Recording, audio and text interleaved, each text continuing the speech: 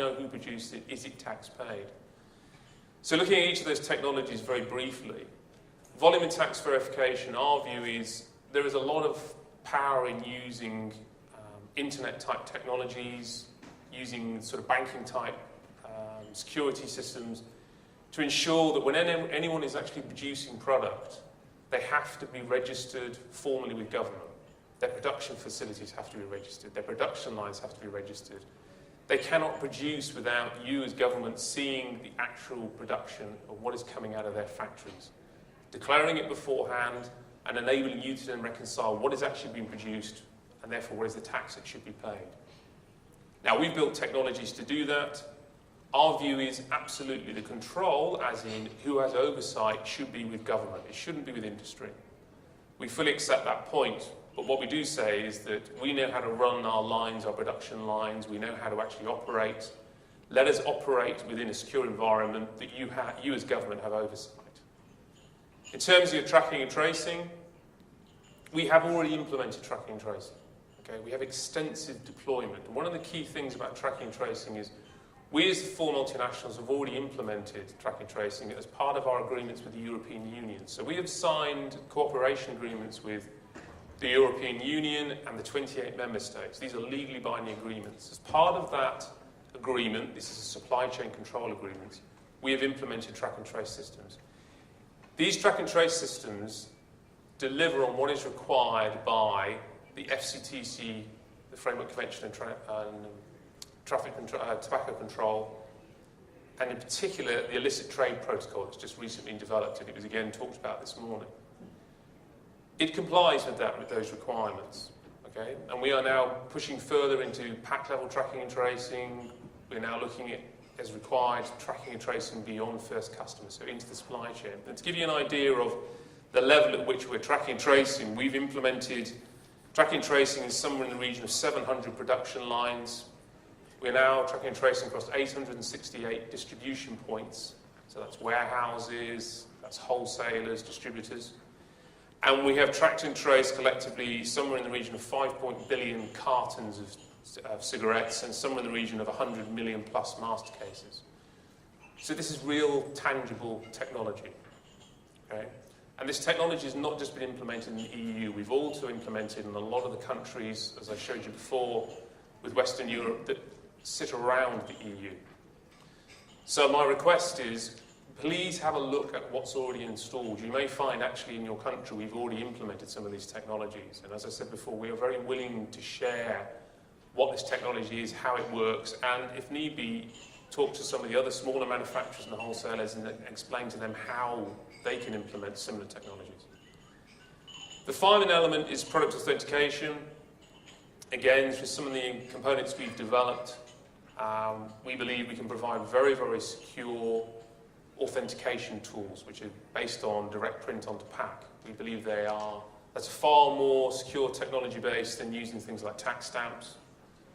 Our concern with using additional physical security features such as tax stamps is they require another whole supply chain. They tend to be highly valuable. They require a lot of handling, both from us and typically governments.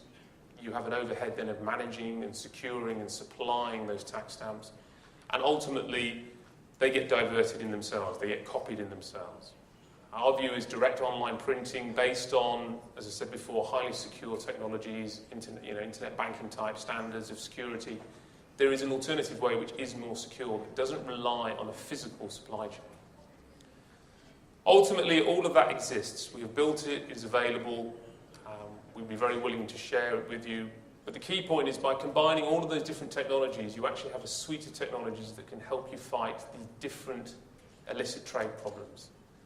These illicit trade problems, as I said before, all have different features, therefore you need different solutions to answer them. And the thing that really underpins all of this is the fact that the only way that these technologies work across borders is the fact they are based on international standards. We work with GS1, for instance. We use international technology standards.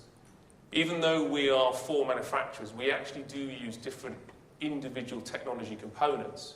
They all talk to each other, as in they create the right information, the right data that you as customs or government may want, because they are based on international standards. Okay? So think of concepts such as When you're flying around the world, you have a ticket, you're able to go up to pretty much any airport or use any airline, and those tickets are recognised anywhere in the world because they use standards, they use barcode standards, they use data standards. The other example is mobile phones. Mobile phones are based on a whole series of very complex standards, but they enable you as users to get off a plane anywhere in the world and automatically your phone is operating. You can send data, you can SMS, you can read the internet, you can phone someone. That is because they are based on international standards. Our technology is based on the same concepts. We've heard a lot about this earlier on, and we understand and we applaud the fact that WCO and others are leading this whole conversation around the use of standards. And we think it is the key component. Concentrate on ensuring there are global joined together standards and let every economic operator through the supply chain then choose the technology that suits them in terms of their scale and their size and their ability to afford these components. Because the other key concern we have is whilst we are very large multinationals and we have deep pockets, not everyone in the supply chain can afford very big complex technologies. They need to be able to afford simple, straightforward, available technology. Okay? So again, as I said, we can help create the framework working with government to develop the standards, and then our view in terms of regulation is enable those economic operators through the supply chain to choose the right technology. So the final slide, if I press the button, is this all really comes together with the view that really a lot of what is needed now is really based around bolting together a lot of existing technology. Okay? The idea of standards is not new. A lot of the technologies we use, okay, we've invested a lot in integrating things together, but again, we try and use a lot of commonplace technology. And one of the key things for us is we believe that you as customs officials and the supply chain, whether it's retailers and even consumers, you need to be able to verify product. The way to do that is to use things, readily available technologies such as smartphones, whether it's actually using the smartphone capability to actually scan products so you can read the security features, the barcodes on a pack of cigarettes, for instance, or any other product to verify, is this real, is it genuine, where did it come from? And we think that's the way to go. Really, as you, as customs organisation, what you don't necessarily need is proprietary technology and the fact that you're standing in a dockside somewhere needing to check a consignment of goods. You can only do that quite often if you have a proprietary scanner or some specialised tool to read the product that you've seized or you're verifying. Our view is you can now do that using general technologies such as mobile phones, smartphones. And we've built that capability, and we believe that is the way the world is going. And actually, to be powerful, everyone in the supply chain, you may not get all the same information, should be empowered to verify the product that's held in their hands. Putting the right technologies in place and using standards enables that to happen and actually would reduce the cost for everyone in the supply chain, but we believe be more effective. Thank you very much again for the opportunity to talk today. I hope I'll give you some food for thought. Thank you very much.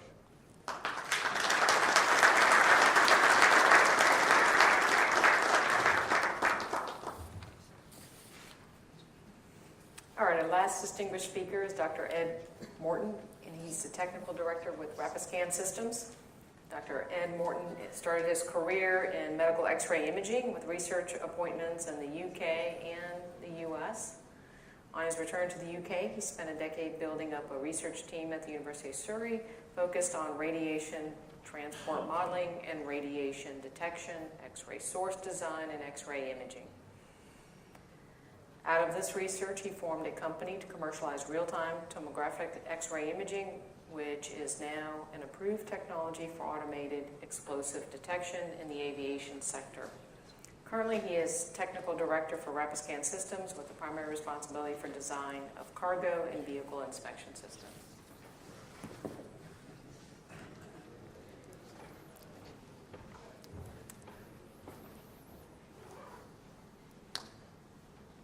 Good afternoon, and thank you very much for the opportunity to be here to present today. This talk is really about how the non-intrusive inspection capability and risk management need to come together as we move forwards from a a local sort of operation with a scanner and a scanner team around it, and try to understand a bit more about how that process fits into the whole sort of global supply chain and global customs organizations. So we need to look at the link between local procedures. Here we're looking at things like the manifest. We're looking at things like risk analysis. We're taking individual items, individual packages, individual cargoes. We might be using non-intrusive inspection. We might be using physical search. And these are all things that we do at a local place in order to clear a cargo or a person ready for transport. Then we have the national procedures, which bring together the various different local procedures. So here we may be, for example, having a pool of very skilled inspectors or customs officers who work centrally, who can help to advise and work with the local scanner teams or local customs organizations. And they'll be doing a wider range of threat analysis which may be varying as a function of time. It may be a high threat scenario, it may be a low threat scenario in that particular territory. And they will be conducting some form of risk review. And then internationally, we need to look at how cargo transports and people transport from one place to another. So we need to think about how do our national procedures link into those international areas. So how are we going to share data? How are we going to review the risks? And how are we going to control the kind of exports that go between these territories? And when you look underneath here, technology underpins so much of all these different decisions that are made both at local, national and international level, that it's really important that we consider how those technologies should interact and cooperate at all these different length scales, but also different time scales. So obviously, internationally, things work at a different time scale from when they're working locally. So really, this discussion is about how to link local, national and international groups together by better use of technology. So locally, we have two things going on. One, we have the risk-based activities going on, and then secondarily, we have the inspection processes that go on, often as a result of risk or some prior risk analysis. But we should be asking ourselves, when we're doing that risk analysis, we're looking at the sender, we're looking at the shipper, we're looking at the recipient, we're looking at the manifest, we're considering things like overall threat level and so on. And that risk assessment, in some senses, is a data exercise, and as we heard this morning, if your data is corrupt in the first place, your risk analysis will not be particularly splendid either. Then we have inspection, which today tends to operate pretty much in isolation. We look at those cargoes which have been identified by the risk analysis teams. We might use X-ray, we might use manual search, we might use trace detection, we might use canines, we might use gamma ray. There could be a whole range of different technologies that we apply to inspect.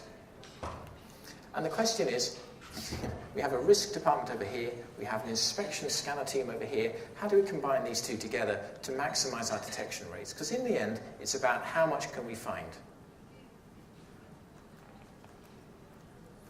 So we start off, and here's an image of some piece of cargo.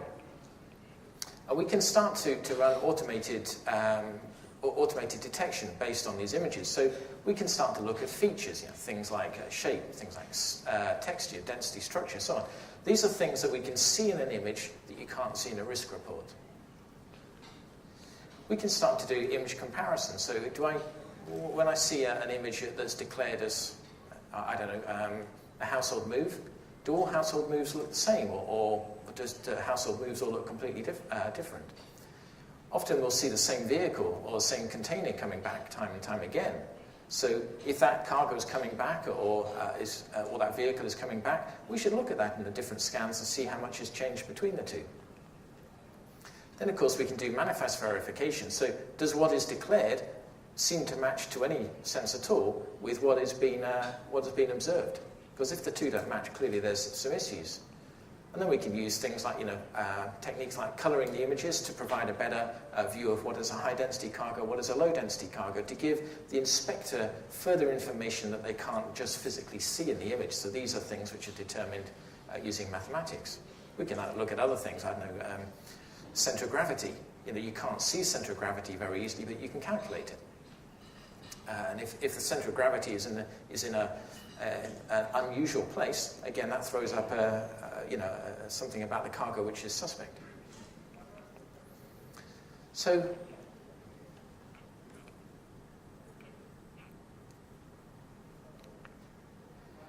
So when we look at local processes, we may be able to track things in a database. So we're starting to couple things together from what went on in the past to what we see now. And this slide tries to show that when you get a new vehicle, you can pull up images of that same vehicle or a similar cargoes from previously. Underneath all of that, it's no good unless you have good operators. So we need to really think about training. We need to think about training from the perspective of image interpretation. So how do you, for example, select an operator? Because not everybody is good at looking at images. We need to think about the tests that you apply to your staff before you even let them loose with an X-ray machine. So are they colorblind for a start? Can they see shapes? Can they see textures? How good at perceiving images is your operator? Once you've pre-selected or down-selected your operators, you now need to send them on proper training. So this is training about how to look at images, not what are the threats necessarily, but how to read an image. Then obviously that operator needs to gain experience. So a good operator with 20 years experience is worth far more than an excellent trainee. And then we have to make sure that those experienced operators retain their experience and gain experience by providing some form of on-the-job training, either through threat image projection or image replacement or other techniques whereby we can help those experienced personnel to become yet more effective.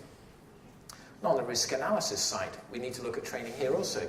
I mean, just the IT system selection, is it easy to use? Is it powerful? Does it provide the information that you require? Are your operators trained to enter information in a consistent way, to understand that information in a consistent way? And how do those operators really look at the intelligence that's contained in that data?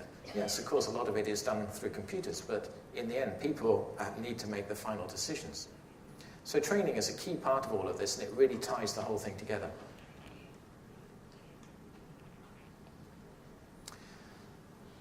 So from a combination of risk analysis and screening-based analysis, we get some form of an alarm that comes up. Now we've got a big problem. Now we're really starting to impede the flow of trade because now we've got to somehow resolve that alarm.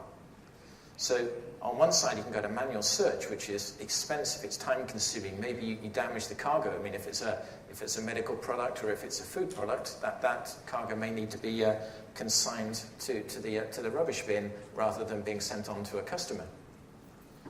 So can we look at techniques for secondary screening? We heard the example earlier about radiation portals. Radiation portals are a fantastic frontline 100% screening, but what happens when they say they've detected a special nuclear material? Yeah? So we need to go in there and do something with that. So secondary screening tends to have a capital cost associated with it. It tends to have some form of throughput constrictions, but can we do anything in secondary screening to achieve higher throughputs, lower cost per scans and so on? So this is an area where technology can really support. And only in extremis do you go to manual search if you can't clear in some other way. So we should be thinking about these secondary screening technologies as well.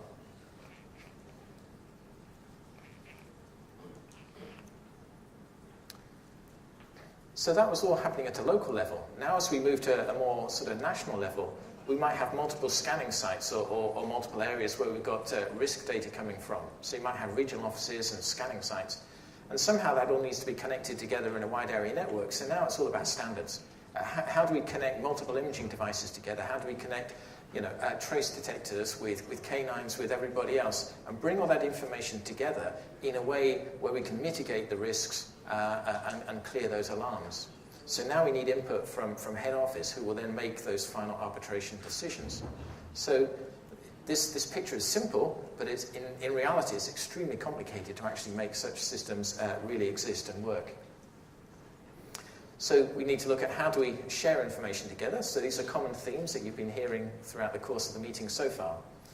We need to be looking at how do we use experts. Within every organization there are experts. We need to apply those experts efficiently rather than just put them on frontline tasks. We need to look at load balancing. Can we assign some resource from here over to there to reduce the overall cost of operation? So as we go from local scanning sites through regional scanning sites to national areas, we need to be looking at how do we use technology to assist that threat escalation process. So how can we